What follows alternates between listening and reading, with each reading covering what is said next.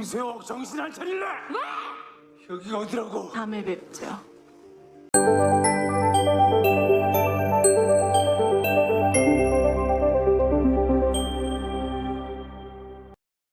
Hari itu hujan cukup lebat, dan terlihat sebuah ambulans serta beberapa mobil lainnya membawa seorang pasien. Namun, mereka tidak membawanya ke rumah sakit, melainkan ke sebuah gedung, tempat di mana pada malam itu akan dilakukan operasi ilegal terhadap seorang ketua gangster. Yang mengoperasi ketua gangster tersebut adalah seorang dokter yang izin praktiknya sudah dicabut, yang memang sering melakukan tindakan seperti itu. Operasi tersebut langsung dilaksanakan, dan mereka percaya saja pada dokter tersebut. Biasanya, dokter itu dibantu oleh dua rekannya, yaitu Yunho dan Yongju, seorang mahasiswa keperawatan. Jung Seok, dokter yang sebenarnya sangat berbakat, namun izin praktiknya dicabut karena suatu masalah, juga terlibat dalam operasi ini. Operasi yang dilakukan malam itu berjalan lancar. Di sisi lain, ada seorang dokter syaraf terkenal bernama Chai Duk-hee, yang selalu sukses dalam setiap operasinya. Keesokan harinya, seorang polisi menemui Duk-hee dan menunjukkan sebuah rekaman yang menunjukkan adanya operasi ilegal di bidang syaraf. Dalam rekaman itu, terlihat tangan seorang perempuan yang diduga adalah Jung Seok. Menyadari hal tersebut, Duk-hee memerintahkan orang lain untuk mencari tahu keberadaan Jung Seok karena ia ingin menemukan dokter tersebut. Sementara itu, Jung Seok dan Yongju baru saja selesai melakukan operasi kemarin. Yongju, sebelumnya pernah diselamatkan oleh Jung Seok sehingga ia sekarang mengikuti semua perintah Jung Seok. Setelah operasi, Jung Seok memeriksa kondisi pasien yang dioperasi kemarin. Dokter Han melaporkan bahwa tanda-tanda vital pasien sudah membaik dan ia bisa berbicara kembali. Ketua gangster itu mengucapkan terima kasih kepada Jung Seok karena telah berhasil mengoperasinya. Meskipun Jung Seok tahu latar belakang bisnis gelap ketua gangster tersebut, Jung Seok dibantu oleh seorang perawat yang diundang oleh para gangster. Perawat ini merasa tidak puas dengan bayaran yang diterimanya, yang dirasanya terlalu sedikit. Ia mendekati Jung Seok dan mengatakan bahwa ia pernah bekerja di rumah sakit Jung Seok bekerja sebelumnya dan tahu masalah yang terjadi antara Jung Seok dan Chai Duk-hee. Karena hal itu, Jung Seok merasa kesal dengan perawat tersebut. Menurut Yongju, perawat itu dulu dipecat karena malpraktek terhadap pasien dan kini bekerja di panti jompo. Meskipun demikian, perawat itu masih belum puas dengan bayaran yang diterimanya. Akhirnya, ia membius ketua gangster tersebut dan meminta Jung Seok untuk berbicara empat mata dengannya. Perawat itu merasa tidak terima karena bayaran yang diterimanya jauh lebih kecil dibandingkan dengan Jung Seok. Apalagi, ia tahu bahwa Jung Seok melakukan malpraktik karena izin praktiknya sudah dicabut. Oleh karena itu, perawat tersebut meminta Jung Seok untuk menaikkan bayaran dengan imbalan akan menutup mulutnya. Jika Jung Seok menolak, ia mengancam akan menyebarkan informasi tentang operasi ilegal yang dilakukan Jung Seok. 이따 계좌번호 주세요. Sementara itu, Duk-hee masih terus mencari keberadaan Jung Seok. Dia pergi menemui seseorang yang diyakini mengetahui tentang video operasi ilegal Jung Seok. Orang itu mengakui bahwa dia memang yang merekomendasikan pekerjaan tersebut kepada Jung Seok, namun informasi yang bisa diberikan kepada Duk-hee terbatas. Tiba-tiba, Duk-hee merasa kesakitan, yang disebabkan oleh penyakit yang dideritanya. Keadaan Duk-hee semakin memburuk, dan meskipun ia sering mengonsumsi obat untuk menahan rasa sakit, kondisinya tidak kunjung membaik. Keesokan harinya, ketua gangster itu akhirnya diperbolehkan pulang dan akan dirawat oleh Dr. Han. Ia mengucapkan terima kasih kepada Jung Seok dan mengatakan jika Jung Seok membutuhkan bantuan, ia bisa menghubunginya. Namun, Jung Seok menolak dan mengatakan bahwa setiap orang harus mengurus urusannya masing-masing. Ia tidak ingin merasa berutang budi kepada siapapun. Setelah semua selesai, ketua gangster tersebut dibawa untuk mendapatkan perawatan lebih lanjut oleh Dr. Han. Perawat yang sebelumnya protes terhadap Jung Seok masih merasa penasaran dengan Jung Seok. Dia bertanya kepada Yongju apakah ia adalah asistennya Jung Seok. Awalnya Yongju malas menjawab, tetapi setelah perawat itu mengancam akan bertanya kepada Jung Seok, akhirnya Yongju mengatakan kalau ia membantu semua pekerjaan yang disuruh Jung Seok. Setelah itu, Yongju meninggalkannya. Perawat itu kemudian merasa haus kemudian ia menemukan air di tas lain dan meminumnya. Di sisi lain, Yongju disuruh oleh Jung Seok untuk mengantarkan barang yang tertinggal milik Dr. Han. Jung Seok berpesan agar tidak membuka paketnya karena barang di dalamnya bisa terkontaminasi. Salah satu anggota Jung Seok juga disuruh untuk istirahat. Setelah semua orang pergi, Jung Seok akhirnya mendatangi perawat itu. Perawat itu setelah meminum air tersebut, ia jatuh pingsan dan tidak sadarkan diri. Di dalam perjalanan, Yongju menyadari bahwa Jung Seok telah berbohong kepadanya tentang paket itu, ia langsung berbalik untuk kembali. Ketika perawat itu terbangun, ia masih dalam keadaan bingung dan tidak sepenuhnya sadar. Ia langsung pergi mencari keberadaan uangnya. Pada saat ia menghitung kembali uangnya, tiba-tiba dari belakang Jung Seok menyerangnya dengan selang infus yang mengakibatkan perawat tersebut tidak bisa bernafas dan pergi selamanya. Ketika Yongju tiba di sana, Jung Seok sudah selesai melaksanakan aksinya.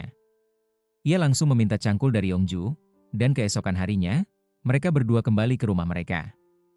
Kebetulan, mereka tinggal bersama. Ketika Yongju memeriksa cangkul yang diberikan oleh Jung Seok, dia menyadari bahwa itu adalah cangkul yang digunakan untuk mengubur perawat yang telah meninggal. Sementara itu, Duki berhasil menemukan tempat tinggal Jung Seok melalui informasi yang dia dapatkan, dan berencana untuk pergi ke sana untuk bertemu dengan Jung Seok. Karena izin praktiknya telah dicabut, Jung Seok ini mencari nafkah dengan membuka apotek, dan memiliki seorang asisten apotek. Setelah selesai bekerja, Jung Seok merasa diawasi oleh seorang pria yang menggunakan gelang monitor di kaki, artinya pria tersebut merupakan pelaku kejahatan yang masih dalam pengawasan polisi. Pada saat itu, polisi mengira Jung Seok merasa terganggu dengan pria yang menatapnya, namun Jung Seok sebenarnya tidak takut sama sekali. Pada suatu hari, Jung Seok tiba-tiba menerima telepon dari Chai Duk-hee.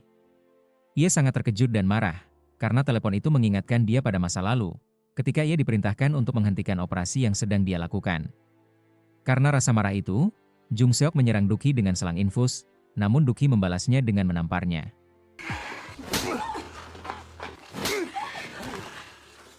Sejak saat itu, izin praktik Jung Seok benar-benar dicabut oleh Duk-hee. Jung Seok merasa sangat benci kepada Duk-hee, meskipun ia sempat berlutut dan meminta maaf di tengah hujan, namun Duk-hee sama sekali tidak peduli dan mengabaikannya.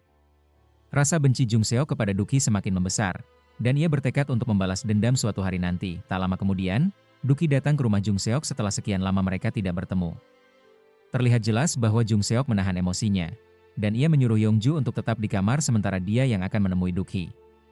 Setelah Duk-hee masuk, ia langsung menjelaskan bahwa ia memiliki masalah kesehatan pada otaknya dan memohon agar Jung Seok mau melakukan operasi untuknya karena hanya Jung Seok yang mempunyai keahlian tersebut. Namun, Jung Seok menolak mentah-mentah permintaan itu, meskipun Duk-hee mengancamnya karena polisi saat ini sedang mencari Jung Seok yang melakukan operasi ilegal dan jika Jung Seok tidak mau membantunya maka ia bisa melaporkan hal ini kepada polisi. Jung Seok merasa marah bahwa Duk-hee telah menghancurkan hidup dan karirnya, dan merasa tidak ada alasan untuk menolongnya. Saat Duk-hee hendak pulang, penyakitnya kambuh lagi. Ia mencoba mengambil obatnya, tetapi karena tangannya gemetar, obat tersebut terjatuh. Jung Seok yang melihat kejadian itu keluar dari rumahnya, dan dengan rasa dendam yang masih membara, ia menghancurkan obat yang sedang diambil oleh Duk-hee.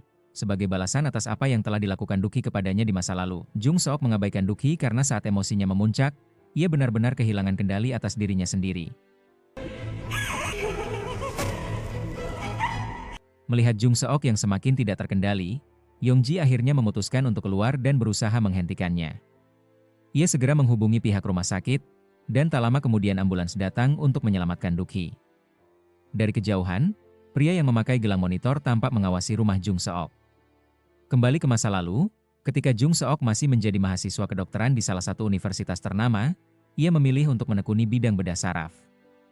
Sejak dulu, ia sangat mengagumi Duk-hee, yang saat itu berdomisili di Boston. Ketika mengetahui bahwa Duk-hee kembali ke negara asalnya untuk mengabdi, Jung Seok langsung menemuinya dan menunjukkan kemampuannya. Duk-hee mengakui keahlian Jung Seok dan menyatakan bahwa ia bisa menjadi anak didiknya. Dalam ujian yang diberikan Duk-hee, Jung Seok berhasil meraih nilai sempurna, yang semakin meyakinkan Duk-hee untuk membimbingnya. Sejak saat itu, Jung Seok mendedikasikan dirinya sepenuhnya untuk menjadi dokter dan belajar langsung di bawah bimbingan Chai Duk-hee. Sementara itu, kondisi Chai Duk-hee mulai membaik. Ia kemudian menemui Dr. Han untuk meminta bantuannya dalam membujuk Jung Seok agar mau mengoperasinya. Awalnya, Dr. Han menolak karena ia tahu Jung Seok tidak akan setuju. Namun, ia tetap mencoba, dan benar saja, Jung Seok menolak permintaan tersebut. Meskipun Dr. Han menyarankan agar Jung Seok memanfaatkan kesempatan itu untuk mendapatkan izin praktiknya kembali, ia tetap bersikeras dengan keputusannya. Pada malam harinya, Jung Seok membakar semua barang yang berhubungan dengan Duk-hee, termasuk kenangan saat mereka masih bekerja sama di rumah sakit. Ketika Yongji membawa beberapa barang dari gudang, ia menemukan bahwa dahulu Jung Seok dan Duk-hee sangat akrab, bahkan Jung Seok sangat menghormatinya. Keesokan harinya, saat berada di apotek, Jung Seok kembali didatangi pria yang bergelang monitor. Pria tersebut mengajaknya pergi ke Seoul dan berjanji akan mentraktirnya minum bersama. Namun, Jung Seok hanya diam dan mengatakan bahwa ia akan memikirkannya terlebih dahulu. Tak lama setelah itu, ia melihat pria tersebut menyiksa saudaranya sendiri. Jung Seok bersama asistennya pergi ke rumah makan pria itu dan melihat adik dari pria tersebut tampak babak belur. Mereka tidak bisa melapor ke kantor polisi karena sebelumnya Jung Seok sudah pernah mencobanya. Namun, perempuan yang bersangkutan malah mengaku bahwa ia hanya terjatuh, sehingga laporan tersebut tidak ditindaklanjuti. Sementara itu, Jung Seok menerima telepon dari Dr. Han yang memberitahunya bahwa malam ini mereka memiliki tugas untuk melakukan operasi. Jung Seok merasa sangat bersemangat dan mencoba menghubungi Yongju, tetapi panggilannya tidak dijawab. Saat itu, Yongju sedang berusaha mencari tahu lebih banyak tentang masa lalu Jung Seok. Tidak lama kemudian, Jung Seok tiba di lokasi operasi. Ia sudah bersiap, dan tim medis pun telah mempersiapkan segala perlengkapan. Namun, pasien yang seharusnya mereka operasi ternyata tidak ada. Sementara itu, Yongju menemukan sebuah foto yang menunjukkan Jung Seok, Choi Duk-hee, dan seorang perawat yang dulu bekerja sama dengan Duk-hee. Ia kemudian menemui perawat tersebut dan bertanya tentang apa yang sebenarnya terjadi serta alasan hubungan antara Jung Seok dan Duk-hee menjadi begitu renggang. Perawat itu menjelaskan bahwa semua bermula ketika Duk-hee menjanjikan beasiswa kepada Jung Seok untuk belajar di Boston. Namun, ternyata yang dikirim ke sana bukan Jung Seok, melainkan orang lain yang diduga membayar sejumlah uang kepada Duk-hee. Jung Seok merasa hal itu sangat tidak adil. 정신 안 차릴래? 여기가 어디라고? 이 새끼가! Karena dianggap kurang ajar, Duk-hee menamparnya. Sejak saat itu, Duk-hee menghukum Jung Seok dengan melarangnya melakukan operasi selama 1 tahun. Namun, pada suatu hari, direktur rumah sakit mengizinkan Jung Seok untuk melakukan operasi karena saat itu Duk-hee dan dokter-dokter lainnya tidak berada di tempat. Meskipun demikian, Duk-hee tetap menentangnya dan memerintahkan Jung Seok untuk menghentikan operasinya. Ketika Jung Seok menolak, para staf rumah sakit dipaksa menyeretnya keluar dari ruang operasi. Sejak saat itu, hubungan mereka semakin memburuk. Karena pasien yang mereka tunggu tidak ada, Jung Seok dan Dr. Han memutuskan untuk pergi. Namun, ternyata mereka telah dijebak oleh Duk-hee yang memberikan informasi palsu. Saat keluar dari gedung, Jung Seok melihat mobil Duk-hee dan langsung mendatanginya. Duk-hee mengatakan bahwa jika Jung Seok bersedia mengoperasinya, selain mendapatkan izin praktik kembali, ia juga akan diberi kesempatan belajar di Boston. Namun, Jung Seok langsung menolak tawaran tersebut karena tidak ingin melakukan operasi pada Duk-hee. Meskipun demikian, Duk-hee yakin bahwa suatu saat nanti Jung Seok akan berubah pikiran.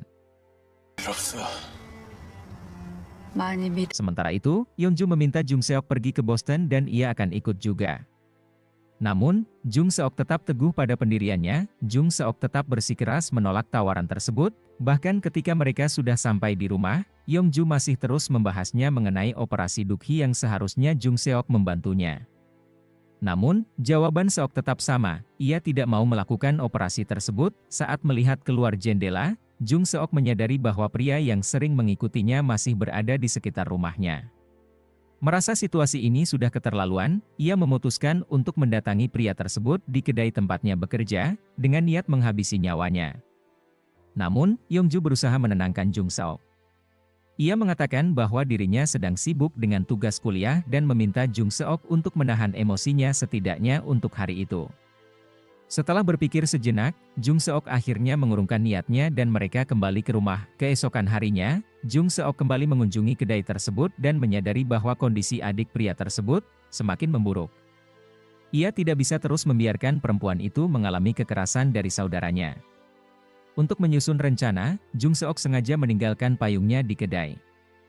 Benar saja, pria tersebut kemudian menemui Jung Seok dan mengajaknya berkencan. Jung Seok pun berpura-pura setuju dan mengusulkan agar mereka pergi bersama keesokan harinya, dan Jung Seok yang akan mentraktirnya karena gelang monitor pria tersebut sudah dilepas yang artinya tidak diawasi lagi oleh polisi. Tanpa diketahui oleh pria tersebut, Jung Seok telah menyiapkan minuman yang telah dicampur dengan zat tertentu. Keesokan harinya, setelah menjemput pria tersebut, Jung Seok menawarkan minuman itu di dalam mobil. Tanpa curiga, pria itu meminumnya. Tidak lama kemudian, efek minuman mulai bekerja, tubuhnya melemas dan pikirannya menjadi kabur hingga akhirnya ia pingsan. Saat terbangun, ia terkejut mendapati dirinya dalam keadaan terikat dengan mulut tersumpal. Jung Seok mendekatinya, dan pria itu semakin ketakutan saat menyadari bahwa Jung Seok benar-benar berniat menghabisinya. Tanpa ragu, Seok pun menghilangkan nyawanya. Setelah itu, Jung Seok menelepon Yongju dan meminta bantuannya untuk membersihkan rumah mereka. Sementara itu, ia sendiri membawa tubuh pria tersebut untuk dikuburkan. Mau tidak mau, Yongju pergi ke rumahnya untuk membereskan segalanya. Namun, setibanya di sana, ia terkejut melihat kondisi rumah yang sangat berantakan. Dengan panik, ia segera menghilangkan bukti-bukti dengan cara membakarnya. Tiba-tiba, sebuah mobil polisi melintas di sekitar rumah dan melihat kepulan asap dari api yang dibuat Yongju. Polisi pun merasa curiga dan mendatangi rumah tersebut. Yongju mulai ketakutan, jika mereka ketahuan, baik dirinya maupun Jung Seok bisa menghadapi konsekuensi hukum, apalagi kasus ini melibatkan penghilangan nyawa seseorang. Sementara itu, di tempat lain, saat Jung Seok sedang bersiap untuk menguburkan tubuh pria tersebut, tiba-tiba seseorang datang. Ia segera bersiap untuk menyerang, tetapi saat melihat lebih jelas, ia terkejut, orang yang datang adalah Duk-hee. Lebih mengejutkan lagi, Duk-hee tampaknya mengetahui rahasia kelam yang baru saja dilakukan Jung Seok. Bisa jadi, Duk-hee akan menggunakan informasi ini untuk mengancamnya atau bahkan melaporkannya ke pihak berwajib. Mari kita sejenak mengingat kembali awal mula mengapa Duk-hee merasa kesal terhadap Jung Seok. Pada waktu itu, Jung Seok kedatangan seorang anak yang membawa ayahnya untuk berobat. Ternyata, pria tersebut adalah teman baik Duk-hee. Saat bertemu dengan temannya itu, Duk-hee tampak tersenyum, sesuatu yang jarang terlihat darinya. Biasanya, ia lebih sering menunjukkan ekspresi murung daripada tertawa lepas seperti itu. Jung Seok pun merasa ada sesuatu yang disembunyikan oleh Duk-hee. Kecurigaannya semakin kuat ketika sehari sebelum operasi teman Duk-hee dilaksanakan.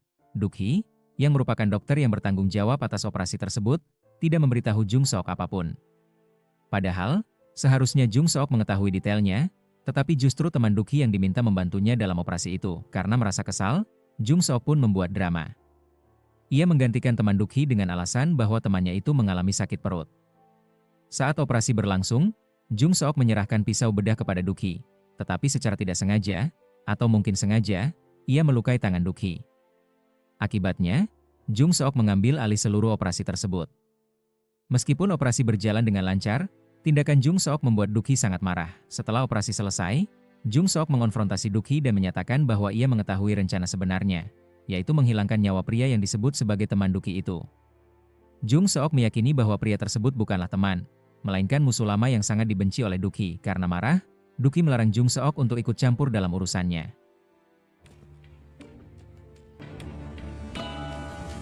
Kembali ke masa sekarang, ketika Jung Seok tertangkap basah sedang menghilangkan nyawa seseorang di hutan, Duk-hee tampak tidak terkejut. Ia hanya merasa heran mengapa Jung Seok masih terus melakukan hal seperti itu berulang kali. Bahkan, ia bertanya kepada Jung Seok apakah ia tidak takut ketahuan. Namun, Jung Seok dengan santai menjawab bahwa hidupnya sudah hancur, sehingga ia tidak peduli jika perbuatannya terbongkar. Meski demikian, Duk-hee tetap berusaha membujuk Jung Seok agar mau pergi ke Boston untuk belajar, sesuai dengan keinginannya dulu. Namun, Jung Seok menolak karena ada syarat yang tidak bisa ia terima, yaitu harus mengoperasi Duk-hee sendiri.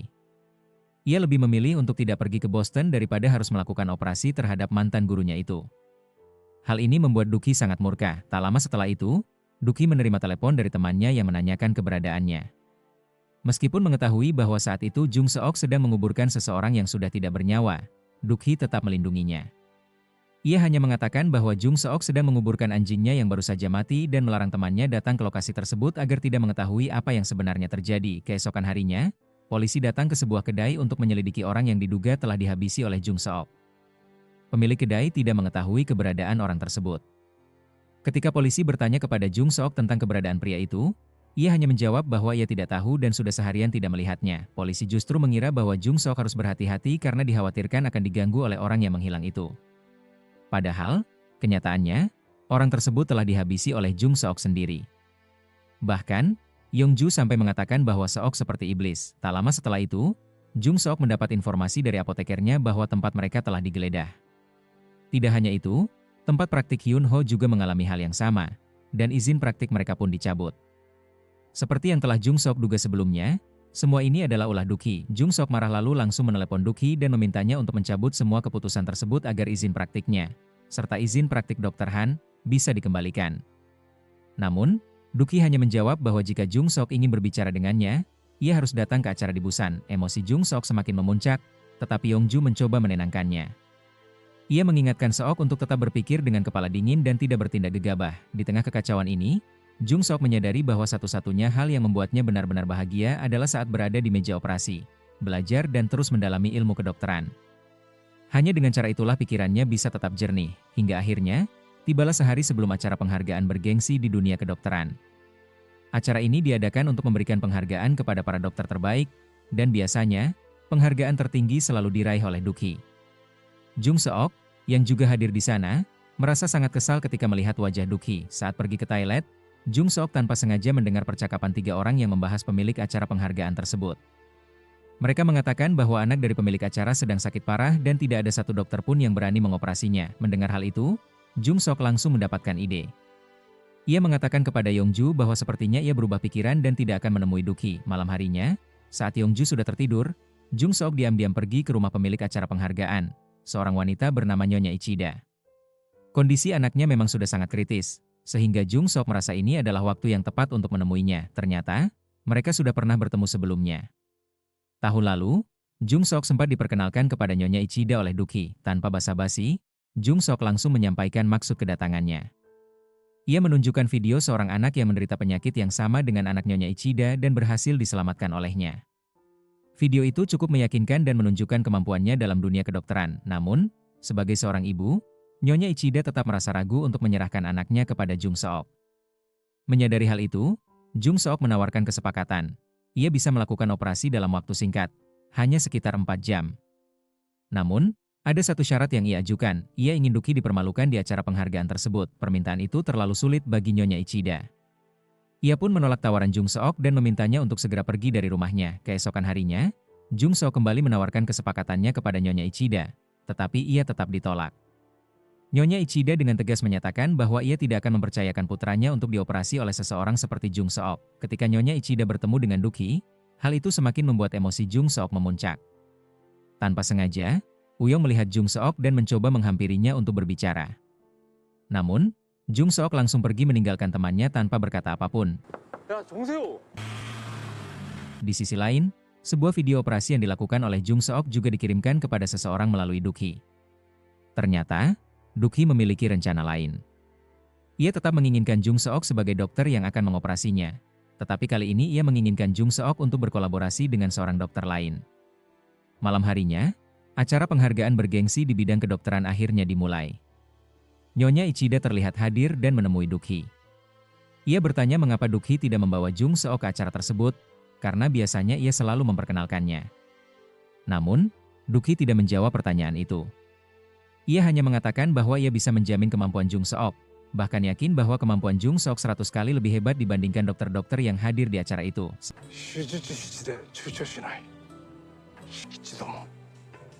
Setelah pertemuan itu, Nyonya Ichida akhirnya memutuskan untuk menemui Jung Seok dan berkata bahwa ia memberikan kesempatan. Ia mengizinkan Jung Seok untuk mengoperasi anaknya dengan batas waktu maksimum 4 jam. Setelah itu, Dr. Han segera dikabari, dan mereka langsung berangkat bersama Yongju. Bahkan, mereka difasilitasi oleh Nyonya Ichida dan langsung diterbangkan dengan jet pribadi. Sesampainya di rumah sakit, Dr. Han datang secara terpisah. Nyonya Ichida memohon kepada Jung Seok untuk melakukan operasi ini dengan sebaik mungkin. Dengan tenang, Jung Seok menjawab bahwa Nyonya Ichida tidak perlu khawatir. Namun, Yongju tidak diizinkan untuk ikut terlibat karena statusnya masih sebagai mahasiswa kedokteran. Selama operasi berlangsung, sempat terjadi kendala. Tim medis kehabisan beberapa kantong darah, yang membuat semua orang panik. Nyonya Ichida hampir saja meluapkan kemarahannya kepada Jung Seok. Namun, akhirnya operasi dapat berjalan dengan lancar, dan kondisi anaknya stabil. Setelah operasi selesai, Jung Seok kembali ke acara penghargaan. Ketika pemenang diumumkan, hasilnya mengejutkan banyak orang. Duki tidak memenangkan penghargaan apapun. Semua orang di sana terheran-heran. Nyonya Ichida pun memberikan kode kepada Jung Seok bahwa ia telah menepati janjinya. Namun, yang lebih mengejutkan, Duki tampak tidak kaget sama sekali. Ia seperti sudah mengetahui bahwa semua ini adalah bagian dari rencana Jung Seok. Setelah acara usai, Jung Seok didatangi oleh seseorang yang pernah ia temui sebelumnya, Kyung, anak dari seorang teman Duk-hee yang pernah dioperasi beberapa tahun lalu. Kyung menceritakan bahwa ayahnya menghilang secara misterius 1 bulan setelah operasi. Sebelum menghilang, ayahnya sempat menelepon dan mengatakan bahwa ia ingin hidup bebas.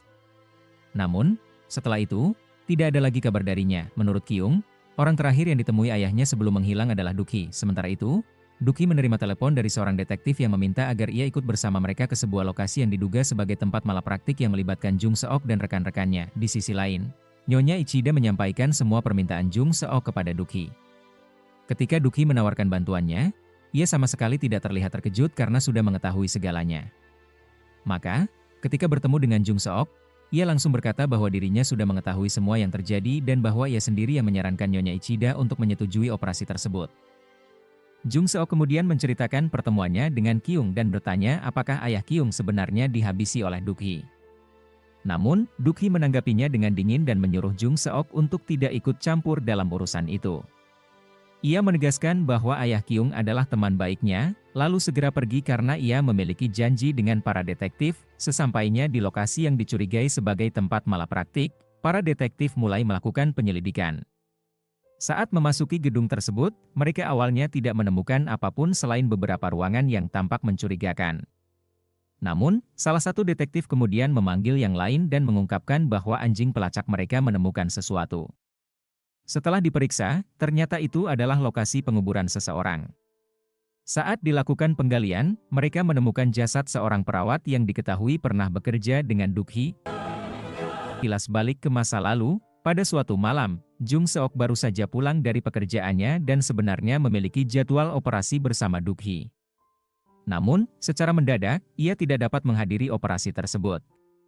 Salah satu perawat memberitahu bahwa Jung Seok merasa tidak enak badan, dan ketika mereka memeriksa kamarnya, ia tidak ada di sana. Keesokan harinya, Duk-hee dan Uyong mendatangi rumah Jung Seok. Saat melihat wajah dan lehernya, mereka menemukan beberapa luka dan memar.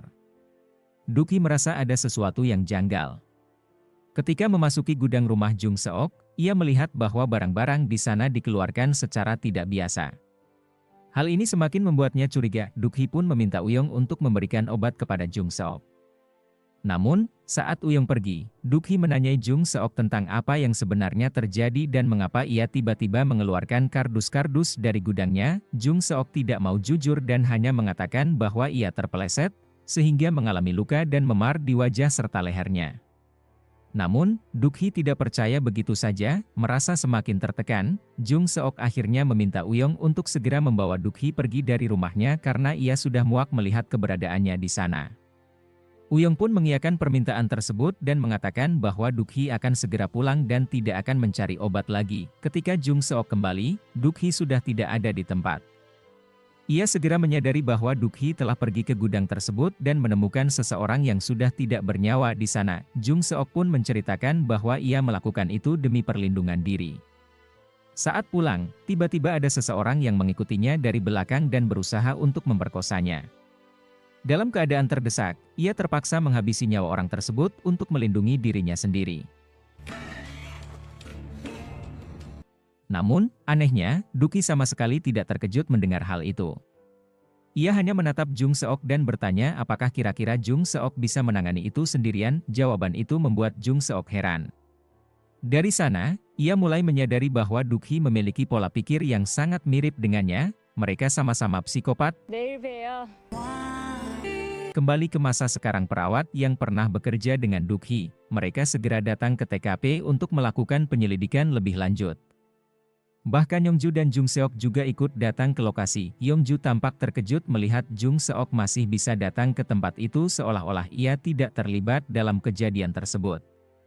Namun, Jung Seok hanya tersenyum dan mengatakan agar Yongju tenang karena semuanya akan berjalan dengan lancar. Namun, ketika ia melihat wajah Duk-hee di tempat kejadian, emosinya kembali tersulut. Sementara itu, para detektif menemukan jenis obat yang biasa digunakan di bidang kedokteran saraf. Meski belum bisa memastikan keterkaitan dengan Jung Seok, mereka mulai menyelidikinya lebih dalam. Saat Duk-hee sedang berbincang dengan detektif dan Uyong, tiba-tiba polisi setempat memanggilnya karena di sana ada Jung Seok yang sedang berbicara dengan anjing pelacak mereka. Duk-hee pun menghampiri Jung Seok dan bertanya dengan heran mengapa ia berada di sana. seolah-olah tidak takut jika nantinya terbongkar. Namun, Jung Seok hanya tersenyum dan berkata bahwa ia tidak khawatir sedikit pun. Ia hanya penasaran dengan keberadaan Kim Yong Jin, ayah dari Kyung, yang kemungkinan besar dihabisi oleh Duk-hee. Jung Seok bersumpah akan menemukan fakta-fakta yang membuktikan bahwa Duk-hee bertanggung jawab atas hilangnya Kim Yong Jin. Sementara itu, para detektif menemukan sesuatu yang mencurigakan pada jasad mantan suster, yaitu rambut hewan. Di sisi lain, Jung Seok bertemu lagi dengan Kyung. Kyung mengatakan bahwa ayahnya kemungkinan besar dibawa ke rumah sakit jiwa. Mereka pun segera pergi ke rumah sakit tersebut, tetapi ternyata tempat itu sudah ditutup sejak 1 bulan yang lalu. Di sana, mereka bertemu dengan seorang mantan perawat yang mengonfirmasi bahwa ayah Kyung memang sempat dirawat di rumah sakit tersebut. Namun, ada sesuatu yang janggal, ia tidak terdaftar dengan nama Kim Yong Jin, melainkan dengan marga yang berbeda, yaitu Eli. Meski begitu, Jung Seok dan Kyung tidak langsung mempercayainya begitu saja. Mereka meminta bukti berupa foto pasien yang pernah dirawat di sana. Sang perawat pun memberikan informasi tambahan. Ia mengatakan bahwa ayah Kyung memiliki bekas luka operasi di bagian belakang kepalanya dan menggambarkan bentuknya. Gambaran itu sangat mirip dengan ayah Kyung, sehingga mereka mulai percaya. Kemudian, mereka dibawa ke ruangan tempat ayah Kyung pernah dirawat. Namun, anehnya, Kyung tiba-tiba meminta izin untuk pergi sebentar, seolah-olah tempat itu membangkitkan trauma baginya. Di sisi lain, sang perawat menceritakan bahwa ada seorang laki-laki tua beruban yang sempat datang ke rumah sakit tersebut dan membawa ayah Kyung pergi. Ketika ditanya apakah foto itu adalah bukti yang dimaksud oleh Duk-hee, ia tidak memberikan jawaban apapun. Sementara itu, Duk-hee sebenarnya sudah tahu bahwa Jung Seok sedang berusaha mencari tahu tentang keberadaan ayah Kyung. Oleh karena itu, ia menugaskan seseorang untuk mengawasi setiap gerakan Jung Seok. Di sisi lain, Jung Seok memeriksa resep obat yang diberikan kepada ayah Kyung. Ia menemukan sesuatu yang mencurigakan. Obat yang diresepkan ternyata sangat berbahaya dan tidak sesuai dengan penyakit yang diderita. Mengetahui hal ini, Kyung pun marah besar kepada perawat tersebut dan menuduhnya hanya ingin uang semata. Namun, perawat itu bersikeras bahwa ia tidak berbohong. Ia yakin memiliki bukti dan segera menghubungi temannya yang menyimpan foto ayah Kyung. Jung Seok kemudian bertanya lagi kepada perawat tersebut apakah benar Duk-hee pernah datang ke sana untuk menemui ayah Kyung. Namun, si perawat mengelak dan mengaku lupa wajahnya. Sementara itu, hasil identifikasi bulu yang ditemukan pada jasad mantan perawat akhirnya keluar.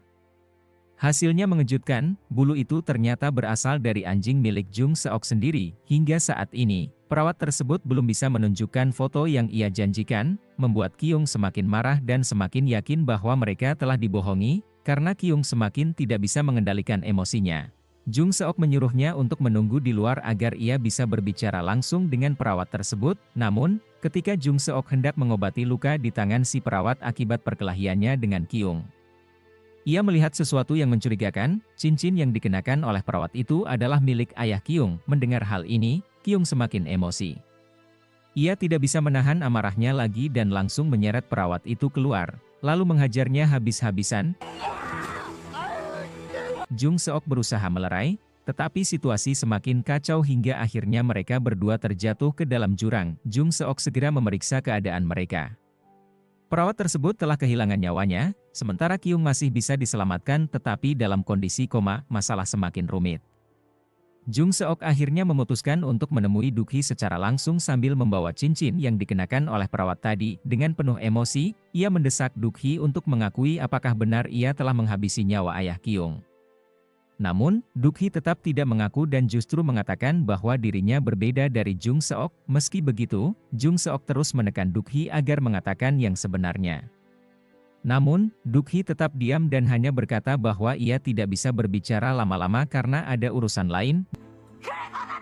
Disinilah sisi lain dari Duk-hee mulai terlihat. Malam itu, ia pulang ke rumah karena sudah berjanji untuk bertemu dengan detektif yang akan memberikan hasil lab yang telah keluar. Duk-hee pergi ke sebuah tempat terpencil, sebuah gudang tua di mana ia menyimpan mobil putih yang dulu sering ia kendarai bersama ayah Kyung. Di bagian pintu mobil, ia mengoleskan cairan khusus yang dapat membuat siapa pun yang menyentuhnya kehilangan kesadaran. Sesuai dugaan Jung Seok, Duk-hee memang tidak menyukai ayah Kyung.